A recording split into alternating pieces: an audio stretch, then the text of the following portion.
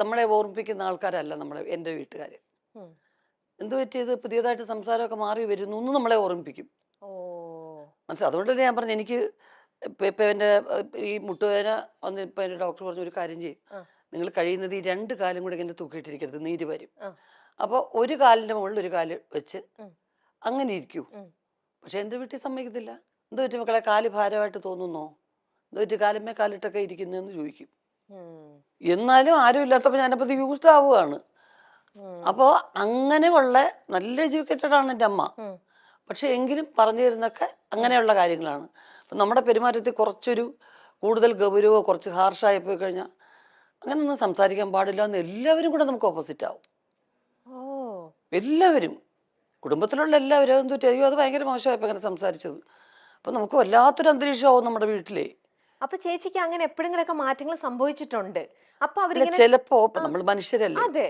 ചിലപ്പോ ചിലരുടെ നിരന്തരമായ ചില ചോദ്യങ്ങളോ പെരുമാറ്റമോ നമുക്ക് ഇഷ്ടപ്പെടാതെ വരുമ്പോൾ ആ. നമ്മൾ കുറച്ച് ഗൗരവക്കാരിയാവും, അല്ലെങ്കിൽ കുറച്ച് അങ്ങനെ ശ്രദ്ധിക്കാതെയൊക്കെ വരുമ്പോൾ അതെ. ഒരു മിനിറ്റ് മോളെ ഒന്ന് വന്നേ, എൻ്റെ അമ്മ അകത്തോണ്ട് അങ്ങനെ പെരുമാറരുത്. ഓക്കെ. ഇഷ്ടമുണ്ടോ ഇല്ലയോ, നമ്മളെ അന്വേഷിച്ച് അവർ വന്ന് സംസാരിക്കുകയാണ്. ഉം. അവർ പോകുന്ന അത്രയും സമയം വരെ ഒരു ചിരി മുഖത്ത് ഉണ്ടാവണം ഉം. എന്ന് ഓർമ്മിപ്പിക്കും. അപ്പോൾ നമ്മൾ വല്ലാതെ അപ്സെറ്റ് ആവും. ഓ. മനസ്സിലായില്ലേ? അപ്പോൾ നമ്മുടെ ഓപ്പോസിറ്റ് ഇരിക്കുന്ന ആൾക്കാരുടെ ഉം. മനസ്സിനെ വ്രണപ്പെടുത്താത്ത രീതിയിൽ പെരുമാറിയേ പറ്റൂ ഉം. എന്നുള്ളത് നമ്മളറിയാതെ നമ്മുടെ മനസ്സിൽ കിടക്കുകയാണ്. ഉം. അപ്പോൾ നമ്മൾ കുറച്ച് എന്തെങ്കിലും ഇപ്പം ഇപ്പോഴൊക്കെ എന്ന് വെച്ച് കഴിഞ്ഞാൽ, എനിക്ക് ഒന്നാമത്തെ കാര്യം ലൈഫിൽ അഭിനയിക്കാൻ ഒട്ടും അറിയാത്തത് കൊണ്ട് ഉം. ചില കുറേ കൂടുതൽ ഇറിറ്റേഷൻ ഒക്കെ വരുമ്പോൾ കുറച്ചങ്ങ് പ്രകടിപ്പിച്ച് പോകും അറിയാതെ. അതെ. പക്ഷെ ഇത് വെച്ച് കഴിയുമ്പോൾ ഞാൻ ഓർക്കും, എൻ്റെ അമ്മയും എൻ്റെ വീട്ടിലുള്ളവരും എല്ലാം ഓർക്കും, അവര് അയ്യോ ഇവരാരെങ്കിലും അവരോട് പറയൂ. പിന്നത്തെ കുറ്റബോധം മുഴുവൻ അതാണ്. പിന്നെ അവരെ ഒന്നും ഇങ്ങനെ പാച്ചപ്പ് ചെയ്തെടുക്കും. അതെ. പക്ഷെ ഞാൻ അങ്ങനെ പറഞ്ഞല്ല കേട്ടോ, ഇങ്ങനെയല്ല കേട്ടോ. പക്ഷെ നമ്മുടെ കുടുംബാന്തരീക്ഷം തന്നെയാണ് നമ്മളുടെ പല മാറ്റങ്ങൾക്കും കാര്യം. ഓക്കെ. തീർച്ചയായിട്ടും. ഈ കൽപ്പന ചേച്ചി രഞ്ജിനി ചേച്ചിയായിട്ട് എനിക്ക് നല്ല അടുപ്പമുണ്ട്. നല്ല ഉർവശി ചേച്ചിനെ ഞാൻ ആദ്യമായിട്ട് ഇങ്ങനെ മീറ്റ് ചെയ്യണത്. പക്ഷെ ഒരുപാട് ഷോസും കാര്യങ്ങളൊക്കെ ആയിട്ട് കൽപ്പന ചേച്ചിയുടെ ഒക്കെ ഒരുപാട് ചെയ്തിട്ടുള്ളത് എപ്പോഴും ഇങ്ങനെ വിശേഷങ്ങളും കാര്യങ്ങളും അപ്പോഴൊക്കെ ചേച്ചിയാണ് ഞങ്ങളുടെ ഇടയിൽ. എപ്പോഴും അതിനിടയിൽ ഉർവശി എന്നുള്ള പേര് പറയാതെ പോവേയില്ല, എപ്പോഴും ഇങ്ങനെ പറയും. ഈയിടെയും കൂടെ രഞ്ജിനി ചേച്ചിനെ ഞാനൊരു ഇന്റർവ്യൂ കൂടെ ചെയ്തിരുന്നു. അപ്പോൾ ഈ നിങ്ങൾ എല്ലാവരും എന്ന് പറയുമ്പോഴും നിങ്ങൾക്ക് എല്ലാവർക്കും ഒരു വല്ലാത്തൊരു ചാമുണ്ട് ചേച്ചി. നിങ്ങൾ 3 പേരിലും നമ്മളെ എല്ലാവരും ഇപ്പോഴുമായി ഇഷ്ടം വെക്കുന്നതിൽ ഒരു വല്ലാത്തൊരു മാജിക് പവറാണ്. ഞാൻ എന്നെ എപ്പോഴും ആലോചിക്കും, നിങ്ങളുടെ ബ്ലഡ് എടുത്ത് വേറൊരാൾക്ക് കൊടുത്താലും ഇതിങ്ങനെ തന്നെ കിട്ടും. നിങ്ങൾ എല്ലാവർക്കും ഇതേപോലെ ചിരിച്ച മുഖത്തോടെ ഇരിക്കാനും മറ്റുള്ളവരെ ചിരിപ്പിക്കാൻ എന്നൊക്കെ പറയുന്നത് ഒട്ടും തന്നെ ഈസി ആയിട്ടുള്ള ഒരു കാര്യമല്ല. പക്ഷെ നിങ്ങൾ എത്ര ഈസി ആയിട്ടാണ് മറ്റുള്ളവരെ ചിരിപ്പിച്ചുകൊണ്ടിരിക്കുന്നത്. അതൊക്കെ ആ ഒരു some magic power runs in the blood എന്നൊക്കെ പറയുന്നത്. അത് എൻ്റെ അമ്മ തന്നെയാണ് അതിന്റെ കാരണം. അച്ഛനും വളരെ സരസനായിരുന്നു, കലാകാരനായിരുന്നു. രണ്ടുപേരും ആർട്ടിസ്റ്റ് അല്ലേ. അറിയാം. അപ്പൊ അത് തന്നെയാണ് ബേസ്. പക്ഷെ അമ്മ എപ്പോഴും ചിരിക്കാനും ചിരിപ്പിക്കാനും ഇഷ്ടമുള്ള ആളായിരുന്നു. ഇപ്പോഴും അത് തന്നെയാണ്. നമ്മളൊക്കെ ഇങ്ങനെ എല്ലാവരും കൂടി ഇരുന്ന് ഗൗരവത്തിൽ സംസാരിക്കുന്നത് എൻ്റെ അമ്മയ്ക്ക് ഇഷ്ടമല്ല. എന്തെങ്കിലും കുറച്ച് ഭയങ്കര ഗൗരവമുള്ള ഈ കരച്ചിൽ പടങ്ങളൊന്നും എൻ്റെ അമ്മ കാണത്തില്ല. ആണോ? മക്കളെ മാറ്റത്, ആ ചാനൽ മാറ്റുക, അല്ലെങ്കിലേ ഉണ്ട് നമുക്ക് പ്രശ്നങ്ങൾ, ഇത് കരഞ്ഞുകൊണ്ടിരിക്കാൻ വയ്യ. ഉള്ളൊഴുക്ക് കണ്ടിട്ടില്ല എൻ്റെ അമ്മ, കലശേച്ചി കണ്ടിട്ടില്ല, എൻ്റെ വീട്ടിൽ ആരും കണ്ടിട്ടില്ല. അങ്ങനെയുള്ള എൻ്റെ സിനിമകളും കാണത്തില്ല. അങ്ങനത്തെ ഒരു പ്രശ്നമുണ്ട്. അപ്പൊ അമ്മയ്ക്ക് റെസ്ലിംഗ് കാണത്തില്ല എൻ്റെ അമ്മ. എൻ്റെ അമ്മ പറഞ്ഞ് മനസ്സിലായിരുന്നു, ബ്രദേഴ്സൊക്കെ അതൊക്കെ ഒരു അവര് കറക്റ്റായിട്ട് റിഹേഴ്സൽ ചെയ്തിട്ട് അമ്മ ചെയ്യുന്നത്. അതൊന്നും അവർക്ക് അങ്ങനെ നോവത്തൊന്നുമില്ല. അതെല്ലാം അവർ പ്രാക്ടീസ് ചെയ്യണത്. വേണ്ട വേണ്ട വേണ്ട, മനുഷ്യൻ കൂടെ അടിച്ച് ചാവുന്നത് കാണാൻ വയ്യ.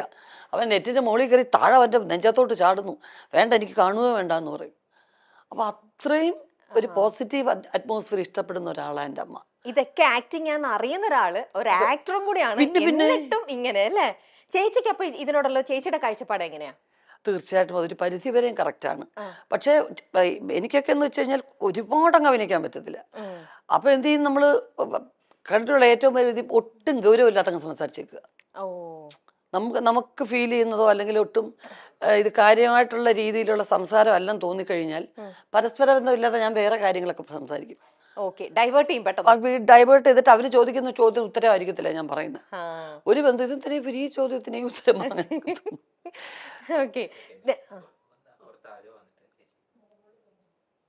വന്നിട്ടുണ്ടോ? മക്കളെ ഓടിവാടാ, അമ്മയുടെ കുഞ്ഞാണ്ട. മക്കളെ രമ്യ ചേച്ചി അറിഞ്ഞുവിട്. Nice meeting you. കുറെ നേരമായി തുടങ്ങിയിട്ട്. കുറച്ചേരെ മക്കൾ അമ്മയ്ക്കും കൂടെ അധികം സ്പൈസി ഇല്ലാത്തെന്തെങ്കിലും അമ്മയ്ക്കും കൂടെ ഓർഡർ ചെയ്യാം. അമ്മ കുറച്ച് പുളിശ്ശേരി കുഞ്ഞിനും കൂടെ ഓർഡർ ചെയ്തോ.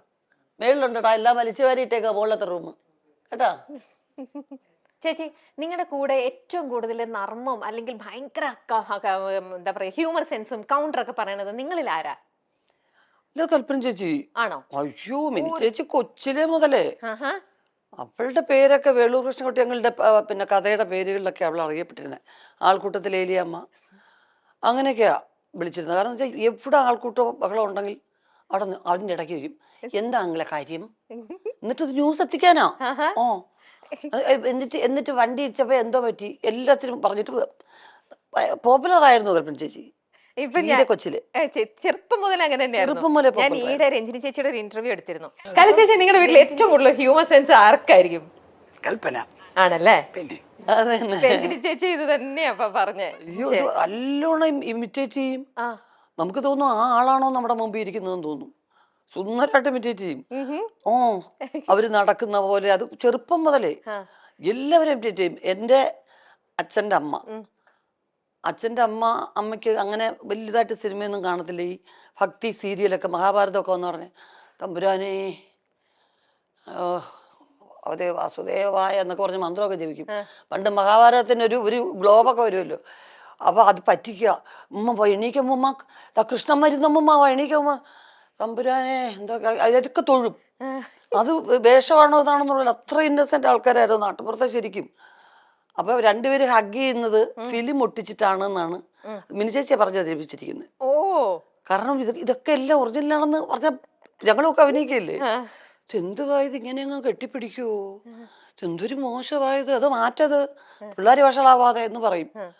അപ്പൊ ഉടനെ ഞങ്ങളൊരു അമ്മമ്മ അങ്ങനെയല്ല അമ്മമ്മ, ഇവിടെ ഒരാൾ നിൽക്കും ഇവിടെ എന്നിട്ട് ഈ ഫിലിം ഇങ്ങനെ ഒട്ടിക്കും അമ്മമ്മ എന്ന് പറഞ്ഞ് പറ്റിക്കും. മിനിച്ചേച്ചി ഇത് പറഞ്ഞ് അഭിനയിച്ച് പറ്റിക്കുന്നേ. എന്നിട്ട് പക്ഷെ വർഷങ്ങൾക്ക് ശേഷം എനിക്കത് ഒരനുഭവത്തിൽ വന്നു. അപ്പൊ ഞാൻ ആലോചിച്ചു, അയ്യോ പണ്ട് മിനിച്ചേച്ചി പറഞ്ഞൊരു തോന്നുന്നു. കാരണം മുരളിച്ചേട്ടൻ ഞാനും കൂടെ വെങ്കലത്തിലൊരു സംഗതി വരും. അപ്പൊ വെങ്കലത്തിലൊരു ഭയങ്കര മൊശടനായിട്ടുള്ള ഒരാളായിട്ടാണ് മുരളിച്ചേട്ടൻ. കല്യാണം വേണ്ട. അപ്പൊ ഒരു ഫസ്റ്റ് നൈറ്റ് സീക്വൻസ് ആണ്. അപ്പൊ ഞാൻ കൊച്ചാട്ടാന്നാ വിളിക്കുന്നത്. ഞാൻ എന്റെ ബന്ധുവും കൂടാ. കൊച്ചാട്ടൻ എൻ്റെ കൂടെ ലവ് സീൻ അഭിനയിക്കാൻ വലിയ പാടാണ്. അപ്പൊ ഞാനും പറഞ്ഞു ഞാനും ലവ് സീൻ അഭിനയിക്കാൻ ഭയങ്കര മോശം, അത് പറഞ്ഞെങ്കിലും അറിയാം. പങ്കിള് പറഞ്ഞു ഇപ്പൊ ഇത് എടുക്കാണ്ടിരിക്കാൻ നിവൃത്തിയില്ലല്ലോ. പിന്നെ ഇങ്ങനെ ആലോചിച്ചിട്ടാണ് എൻ്റെ ഒരു ശില്പം വെച്ചിട്ട് എൻ്റെ ദേഹത്ത് തൊടുന്നതും ഒക്കെ ആ ശില്പത്തിനെ തൊടുന്നതായിട്ടാണ് കാണിച്ചിരിക്കുന്നത്. പിന്നെ രണ്ടുപേരും ഇങ്ങനെ ഹഗ് ചെയ്യുന്നൊരു സീക്വൻസ് ഉണ്ട്. അതിന് മുരളിച്ചേട്ടൻ അത്രയും ദൂരം അവിടെ, ഞാനിവിടെ, രണ്ട് ഷാഡോ പ്ലേ പോലെ. കറക്റ്റ് മുരളിച്ചേട്ടൻ അവിടെ നിന്ന് ഇങ്ങനെ എണീറ്റ് വരും ആ ഭാഗത്തുനിന്ന്, ഞാൻ ഇവിടുന്ന് ഇങ്ങനെ എണീറ്റ് പോവും. എന്നിട്ട് ഹഗ് ചെയ്യും. നിഴല് കാണുമ്പോ രണ്ടുപേരും അടുത്തിരുന്ന് ഹഗ് ചെയ്യുന്ന പോലെ. ഇങ്ങനെയൊക്കെ അങ്ങനെ എടുത്തിട്ടുണ്ട്. ഇതൊക്കെ ക്യാമറ ടെക്നിക്സ് എന്നൊക്കെ പറയുന്നത്. തീർച്ചയായിട്ടും ഇന്നും വേണമെങ്കിൽ അങ്ങനെ ചെയ്യാം. അങ്ങനെ ചെയ്യാലോ, തീർച്ചയായിട്ടും ചെയ്യാലോ. കാരണം ഞങ്ങൾക്ക് രണ്ടുപേർക്ക് അഭിനയിക്കാൻ പറ്റില്ല. ഞാൻ ബേസിക്കായിട്ട് എനിക്ക് അങ്ങനെയുള്ള സീക്വൻസ് വലിയ പാടാണ്. കാരണം ഒന്നാമത് എല്ലാവരും എന്നെ അത്ര വാത്സല്യത്തോടു കൂടിയാണ് സെറ്റ് കണ്ടിരിക്കുന്നത്. എന്നെ ആരും ഉർവശി എന്ന് വിളിക്കുന്ന ഈ ജനറേഷനിലുള്ളവരേ ഉള്ളൂ. അന്നെല്ലാം പൊടിമുളയെന്നാണ് വിളിച്ചിരുന്നത്. അപ്പൊ എനിക്ക് ഭയങ്കര കുറച്ചിലാണ് എനിക്ക് ലവ് സീൻ അഭിനയിക്കാൻ. അപ്പം ബെർലിച്ചേട്ടായിട്ട് പറഞ്ഞ ഈ കൊച്ചിന്റെ കൂടെ ചെയ്യാനേ പറ്റത്തില്ല, നടക്കത്തില്ല, അത് നമുക്ക് വേറെ എന്തെങ്കിലും ചെയ്താൽ മതി, പറ്റത്തില്ല എന്ന് പറഞ്ഞു. അപ്പം അങ്ങനെയൊക്കെ പറ്റിക്കും. എന്നിട്ട് അമ്മൂമ്മയെ പോലും പറ്റിയിട്ട് അമ്മൂമ്മയ്ക്ക് സിൽക്ക് സ്മിത എന്നാ പേരിട്ടിരുന്നത്. കാരണം നല്ല ഷേപ്പാണ്, നല്ല കൊച്ചു രൂപം, ഇത്രേ ഉള്ളൂ. എൻ്റെ അച്ഛൻ 6 അടി 3 ഇഞ്ച് ഹൈറ്റാ, അമ്മൂമ്മ ഇത്രേ ഉള്ളൂ, കൊച്ചാണ്. പക്ഷെ ബ്ലൗസും ഇങ്ങനെ മുണ്ടും മാത്രമല്ലേ ഉടുക്കുള്ളൂ. അപ്പൊ ഇടയ്ക്കിടയ്ക്ക് വയറ്റിലൊക്കെ പോയി തട്ട് സിൽക്ക് സ്മിത വയറെന്ന് പറയും. ഇത് ആരാ സിൽക്ക് സ്മിത, എൻ്റെ അമ്മയ്ക്ക് അറിയത്തില്ല. അവസാനം വരെ ചോദിക്കുമായിരുന്നു, ഇത് ആരാ ഈ സിൽക്ക് സ്മിത എന്ന് ചോദിക്കുമായിരുന്നു. അപ്പൊ എപ്പോഴും ഒരു ചിരിക്കുന്ന അന്തരീക്ഷം മിനിച്ചേച്ചി ഉള്ളിടത്തുണ്ട്. അത് ചേച്ചിയുടെ പ്രസൻസ് വരുമ്പോ, അത് ഇപ്പം നമുക്ക് അറിയുന്ന കാര്യമാണ്, ചേച്ചി പ്രസൻസ് വരുമ്പോ വല്ലാത്തൊരു പോസിറ്റിവിറ്റിയും ഒരു വൈബും ഫുൾ ചിരിയും മേളവും. എത്ര വിഷമവും എത്ര ടെൻഷനും നമുക്കുണ്ടെങ്കിൽ അതെല്ലാം നമ്മൾ മറന്നു പോകും. അതൊക്കെ ശരിക്കും ഒരു ദൈവത്തിന്റെ ഒരു അനുഗ്രഹം തന്നെയാണ്. നമുക്ക് ആ ഒരു പോസിറ്റിവിറ്റി മറ്റുള്ളവർക്ക് സ്പ്രെഡ് ചെയ്യാൻ പറ്റും. കുടുംബത്തിൽ നമുക്കൊരു സ്വാതന്ത്ര്യം ഉണ്ടാവുക, കുടുംബത്തിൽ രസകരമായിട്ടുള്ള കാര്യങ്ങൾ നമ്മുടെ കുടുംബത്തിൽ നടക്കുക എന്ന് പറയുന്നത് ഒരു വലിയ കാര്യം. ചേച്ചി ഇന്ന് നമ്മുടെ മൈൽ സ്റ്റോണിൽ ഇന്ന് രാവിലെ ഇന്റർവ്യൂ ചെയ്ത മനോജ് ചേട്ടന്റെ ഒരു ഇന്റർവ്യൂ ഉണ്ടായിരുന്നു. അതിനകത്ത് ചേട്ടൻ പറഞ്ഞിട്ടുണ്ട് മോൾക്ക് അഭിനയത്തിലേക്ക് വരാനായിട്ട് ഭയങ്കര ഇൻട്രസ്റ്റ് ആണ്. അപ്പൊ അത് വേണ്ടിയിട്ട് ഞാൻ അവൾക്ക് വേണ്ടിയിട്ട് വനിതയിൽ വിളിച്ചിട്ട് ഒരു ഫോട്ടോ ഷൂട്ട് ഞാൻ അറേഞ്ച് ചെയ്ത് കൊടുത്തു എന്നൊക്കെ പറഞ്ഞു. ഇപ്പോ നമ്മുടെ ഈ വിമർശകരും ഒരുപാടുണ്ടല്ലോ. നമ്മുടെ ഇന്നത്തെ നിങ്ങൾ എന്ത് അനങ്ങിയാലും മിണ്ടാതിരുന്നാലും എന്തിനും എല്ലാത്തിനും വിമർശിക്കുന്ന സമൂഹവും ഉണ്ട് നമ്മുടെ കൂടെ. ഇപ്പൊ പറയുന്ന എല്ലാവരും യൂഷ്വലി യൂസ് ചെയ്യുന്ന ഒരു വേർഡാണ് നെപ്പോറ്റിസം എന്ന് പറയുന്നത്. അച്ഛന്മാര് ഫീൽഡിൽ നിൽക്കുമ്പോൾ മക്കൾ അതിനകത്തേക്ക് സ്വാഭാവികമായിട്ട് വരും. എന്താ ഡോക്ടേഴ്സിന്റെ മക്കളും ഡോക്ടേഴ്സ് ആവുന്നുണ്ട്, ടീച്ചേഴ്സിന്റെ മക്കൾ ടീച്ചർ ആവുന്നുണ്ട്. പക്ഷെ സിനിമയിൽ ഇപ്പൊ നമ്മൾ കൂടുതലായിട്ടും സിനിമയിലുള്ളവരുടെ ഒക്കെ മക്കള് ഇതിലിപ്പോ സജീവമായിട്ട് ഇപ്പൊ ഒരുപാട് പേരെ നമുക്ക് എണ്ണത്തിൽ ഉണ്ട്.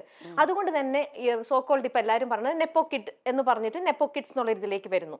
ചേച്ചിക്കും ഇപ്പം നിങ്ങളുടെ മകള് ഇതിലേക്ക് വരികയാണെന്നുണ്ടെങ്കിൽ ഇത്തരത്തിലുള്ള വിമർശനം മറ്റേ സൈഡിൽ നിൽക്കുകയും ചെയ്യുമ്പോൾ ചേച്ചി ഇതിനെ എങ്ങനെ കാണുന്നത്? എനിക്ക് അവളെ കൊച്ചിലേ മുതലേ ഒരു ഫോട്ടോയ്ക്ക് പോലും നിർത്തുന്ന ഇഷ്ടം ഉണ്ടായിരുന്നില്ല. ഞാൻ മാത്രമേ ഉള്ളൂ വീട്ടിൽ അങ്ങനെ. വേണ്ട, അവള് പഠിക്കണം, എനിക്ക് പഠിക്കണമെന്ന് വലിയ ആഗ്രഹമായിരുന്നു. അപ്പൊ അവള് പഠിക്കാൻ നല്ല മിടുക്കിയായിരുന്നു. അപ്പോൾ അത് +2 ഒക്കെ കഴിഞ്ഞ് 85% ഉള്ള മാർക്ക് ഒക്കെ എടുത്ത് പഠിച്ചു കഴിഞ്ഞ് അവള് ബാംഗ്ലൂർ ഹോസ്റ്റലിൽ ചേർന്നാണ് കോഴ്സ് പാസ്സാവുകയൊക്കെ ചെയ്തത്. അപ്പൊ ഞാൻ പറഞ്ഞു, ജോലി നിന്റെ പഠിത്തത്തിനുള്ളൊരു ജോലി നീ ചെയ്ത് ആ ശമ്പളം പറ്റി അതിനകത്തുനിന്ന് സ്വന്തം ചെലവിൽ കാര്യങ്ങളൊക്കെ നടത്തി പൈസയുടെ വില അറിയണം. അല്ലെങ്കിൽ ഒരു സെലിബ്രിറ്റി കുട്ടിയായിട്ട് മാത്രം വളർന്നാൽ ശരിയല്ലല്ലോ. പക്ഷെ അവൾ അക്ഷരം പ്രതി അനുസരിച്ചു. പിന്നെ ഡബ് സ്മാഷും അതും ഇതും ഒക്കെ എല്ലാം ശിവൻചേട്ടനാണ് പ്രോത്സാഹിപ്പിക്കുന്നത്. എപ്പോഴും കൂടുതൽ ഇത് അതെന്താ നിനക്ക് അങ്ങനെ, ഓക്കെ ഇങ്ങോട്ടാണ് വരാൻ ഇഷ്ടം എന്ന് പറഞ്ഞാൽ അപ്പം എല്ലാ കാര്യങ്ങളും കമ്മ്യൂണിക്കേറ്റ് ചെയ്യുന്ന കൂടെ അവിടെ ചാച്ചാ ഞാൻ ഒരെണ്ണം അയച്ചിട്ടുണ്ടെന്ന് ഒന്ന് കാണണേ, എന്നിട്ട് അമ്മയെ ഒന്ന് കാണിച്ചു നോക്ക് എന്ന് പറയും. അപ്പൊ ഞാനിത് വലിയ ശ്രദ്ധിക്കുന്നതായിട്ട് ഭാവിക്കത്തൊന്നുമില്ലായിരുന്നു. പക്ഷെ അവള് ഹ്യൂമർ നല്ലോണം ചെയ്യും. മിനിച്ചേച്ചിയുടെ ഹ്യൂമർ അവൾക്ക് കിട്ടിയിട്ടുണ്ട്. ബ്ലഡിലല്ലേ അത് എനിക്ക് അതാണ് എനിക്ക് ഞാൻ അകറ്റി തന്നെ വെച്ചു. കാരണം ഹ്യൂമർ പെർഫോം ചെയ്യാനാണ് ഇഷ്ടം. എന്റെ ഹ്യൂമർ സീൻസ്, മിനിച്ചേച്ചിയുടെ ഹ്യൂമർ സീൻസ്, ദിലീപിന്റെ ഇതൊക്കെയാ ഡബ് സ്മാഷ് എടുക്കുന്നത്. അല്ലാതെ സീരിയസ് ആയിട്ടുള്ള സീൻസോ ഡാൻസോ അതൊന്നും അല്ല. കുഞ്ഞിലെ മുതൽ അച്ഛൻ്റെ അമ്മയുടെ എന്റെ ആ കട്ട് കട്ട് കട്ട് എന്ന് പറഞ്ഞ സാധനം ആണ് ബിഗിനിങ് ചെയ്തുകൊണ്ടിരുന്നത്. പിന്നെ കിലുക്കത്തിലെ രേവതിയുടെ അപ്പുപ്പനെയും അമ്മുമെനെയും അതൊക്കെയാണ് എടുക്കുന്നത്. കൊച്ചിലെ ഞാൻ പിന്നെ അവളെ ഉറക്കാനും അവളെ എന്റർടൈൻ ചെയ്യിക്കാനും എടുക്കുന്നത് കിലുക്കത്തിലെ രേവതിയുടെ ഡയലോഗ്സാ. കൊരങ്ങിന് വേണോ അതൊക്കെ ഞാൻ അഭിനയിച്ച് കാണിക്കണം. അപ്പൊ അപ്പം മുതലേ എനിക്കറിയാം ഇവൾക്ക് ഹ്യൂമറിനോടാണ് താല്പര്യം കൂടുതൽ. പിന്നെ വീട്ടിലെപ്പോഴും തമാശ പറയുന്ന ആൾക്കാരല്ലേ. അപ്പൊ എന്നോട് പറഞ്ഞപ്പോ ഞാൻ പറഞ്ഞു ജോലിയൊക്കെ ചെയ്തിട്ടാട്ടെ എന്ന് പറഞ്ഞു. ജോലി ചെയ്തു, ശമ്പളമൊക്കെ വാങ്ങിച്ചു. ഞാൻ 450യുടെ ഒരു ടോപ്പ് എടുത്തു. അപ്പൊ സമാധാനമായി എനിക്ക്. കാരണം ഞങ്ങള് ഷോപ്പിങ്ങിന് കൊണ്ടുപോകുമ്പം അതൊന്നും അല്ല ചെലവ്. അപ്പൊ ഇത് സ്വന്തം ചെലവില് അങ്ങനെ 450 രൂപയുടെ ടോപ്പ് എടുത്തൊക്കെ വലിയ കാര്യമായിട്ട് പറയുന്നുണ്ടല്ലോ. അപ്പൊ അത് കഴിഞ്ഞപ്പോ കഴിഞ്ഞ വർഷം ലാസ്റ്റ് ആയപ്പോ എന്നോട് പറഞ്ഞു, എനിക്ക് അമ്മ എല്ലാരും എന്നെ കമ്പൽ ചെയ്യുന്നു. അവള് ലണ്ടനിൽ അവിടെ ഒരുപാട് ഫ്രണ്ട്സ് ഉണ്ട്, അവളുടെ കൂടെ പഠിച്ചവരും ഒക്കെ. അപ്പൊ അവിടുത്തെ ഫ്രണ്ട്സ് എല്ലാം പറയുന്നു അതെന്തുകൊണ്ട് 9th പഠിച്ചപ്പോ അമ്മ വന്നു അഭിനയിക്കാൻ. അപ്പൊ ഇത്രയായി ജോലിയും കഴിഞ്ഞിട്ട് ഇനി മോളെ അഭിനയിക്കാൻ വിട്ടാൽ എന്താ കുഴപ്പം എന്ന് ചോദിക്കുന്നു. ഞാൻ ഒരു വർഷം ഒന്ന് ട്രൈ ചെയ്ത് നോക്കട്ടെ, ഇല്ലെങ്കിൽ കുഴപ്പമില്ല. നമ്മളെ വിദ്യാഭ്യാസം ആരും എടുത്തോണ്ട് പോകുന്നില്ല. അങ്ങനെ കുറച്ച് ഓഫേഴ്സ് ഉണ്ട്. പിന്നെ നമുക്ക് ഉടനെ കാണാം ബിഗ് സ്ക്രീനില്. അതെ, തീർച്ചയായിട്ടും. അങ്ങനെ നല്ലോണം ചൂസ് ചെയ്ത് അവരുടെ ഇഷ്ടം, അവരൊക്കെ സ്മാർട്ടാണ്, അവർക്ക് പറ്റുന്നുണ്ട്. അല്ല ചേച്ചി, ഇന്നിപ്പോ ഒരുപാട് ആക്ടേഴ്സ് ഉണ്ടെങ്കിലും ചേച്ചി പറഞ്ഞാൽ ഈ ഹ്യൂമർ ഹാൻഡിൽ ചെയ്യാൻ എല്ലാവർക്കും പറ്റില്ല. അത് നിങ്ങളെപ്പോലെ ഇത്രയും ടാലന്റഡ് അത് അവളുടെ ബ്ലഡിലുണ്ട്. അപ്പൊ അവൾക്ക് അതിൽ ഇൻട്രസ്റ്റ് ആണെങ്കിൽ ആ ഒരു സ്പേസ് അവൾക്ക് വേണ്ടിയിട്ടുണ്ടാവും എന്തായാലും. അത് നമുക്കെന്താ അറിയാം, ഞങ്ങൾ വന്ന കാലഘട്ടത്തിൽ ലോങ് സ്റ്റാൻഡിങ്ങിന് ഒരുപാട് സ്കോപ്പ് ഉണ്ടായിരുന്നു. പല ആർട്ടിസ്റ്റുകളും അങ്ങനെ നിന്നിട്ടുണ്ട്. സത്യമാണ്. ഇനിയിപ്പോ അങ്ങോട്ടുള്ളവർക്ക് അത്രയും നല്ല സ്ട്രോങ് ക്യാരക്ടേഴ്സ് എഴുതുന്ന റൈറ്റേഴ്സ് ഇനിയും ഉണ്ടാവുമായിരിക്കും തീർച്ചയായിട്ടും. അപ്പം അങ്ങനെ ഉണ്ടാവണം, നല്ല ക്യാരക്ടേഴ്സ് ഉണ്ടാവണം. ഒരു എന്താ പറയുന്നത്, നിങ്ങളുടെ മൈൽ സ്റ്റോൺ പോലെ ഒരു മൈൽ സ്റ്റോൺ ആവുന്ന ഓരോ ക്യാരക്ടേഴ്സ് എങ്കിലും ജീവിതത്തിൽ ഉണ്ടാവണ്ടേ.